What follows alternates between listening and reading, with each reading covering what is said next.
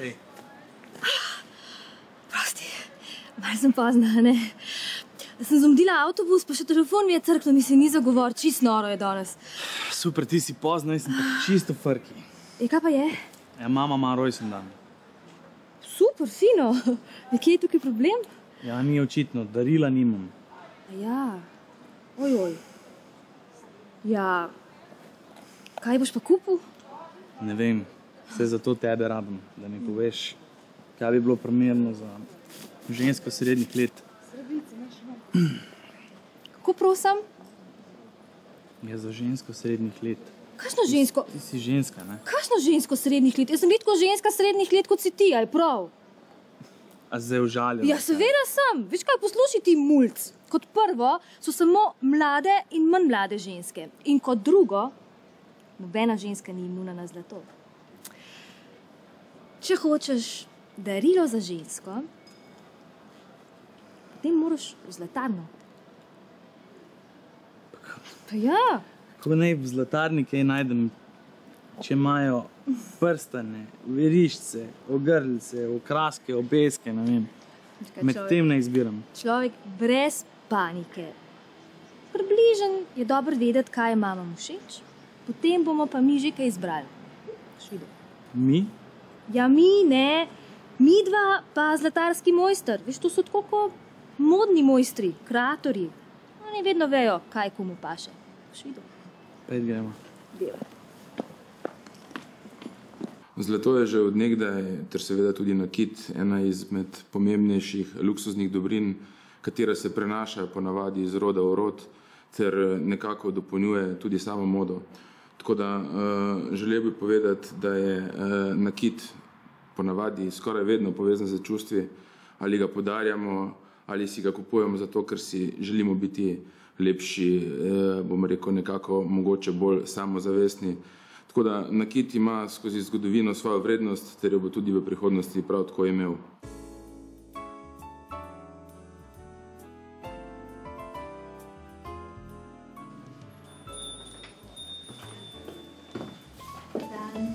Dobar dan. Zdravljen. Živijo. Evo, Žare. Aljoša. Veseli. Jaz iščem eno darilo za mamo, za 50. obletnico. Ampak on nima pojma, kaj bi rad, pa bi mogoče malo pomagali. Pa evo, 50 let je nek dogodek. Ja. Lahko pokažem, ker imam, jaz izdelujem stvari sam. Evo, lahko vam pokažem, če želite, kaj sem, kakšne prstane, broške. Rečemo ta smaragd, mogoče. Kakšne materiale pa uporabljate pri izdelavi nakita? Ja, uporabljam stvari vse, tako rekoč. Uporabljam titan, uporabljam platino, zlato, čisto zlato delam z čistega zlata na dol, legure, srebro, palladium. Tudi lepe kamne vidim. Ja, kamne pač... Krasno broško ima. Kamni govorijo svoje, ne? Vsak je povezan z nekim planetom, z neko energijo. Čeprav se pravim, to je pač celotni vtis, ne? Kakšnih izdelkov pa prodate največ, recimo v vaši prodajalni? Ja, največ prodam v bistvu kakšne broše, kakšne take v bistvu komade, tako kose, ki so lepi, ki vlečejo, ki imajo neko igrivost, neko magičnost vse pa, ne, pravličnost. Čutim, izdelujete po naročilu? Ja, glavnem delam stvari za nekoga, ker pač so unikati, ne, in tako. Lahko pokažem kakšne broše, kakšne druge stvari. Jaz mislim, da bi ta prstan bil všeč tvoji mami. Ne moji mami. Veste, ta mama ima zelo zbirčenega sina. Pa to je v redu, to pomeni, da je zelo natančen in točno ve, kaj bi rekel. Natančen pa je. Se pravi, spozna mamo. Eno tehnično vprašanje. 24 karata, je to merska enota?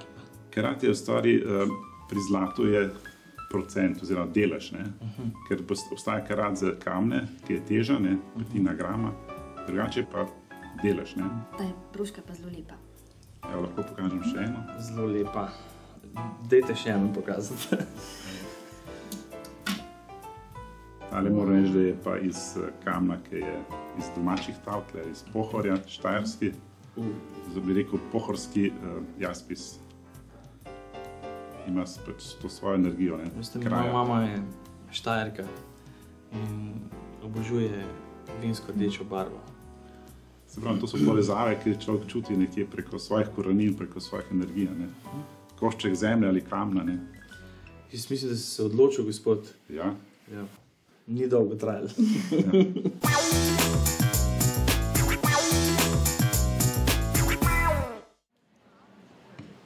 Kaj pa ti iščeš, Aljoša?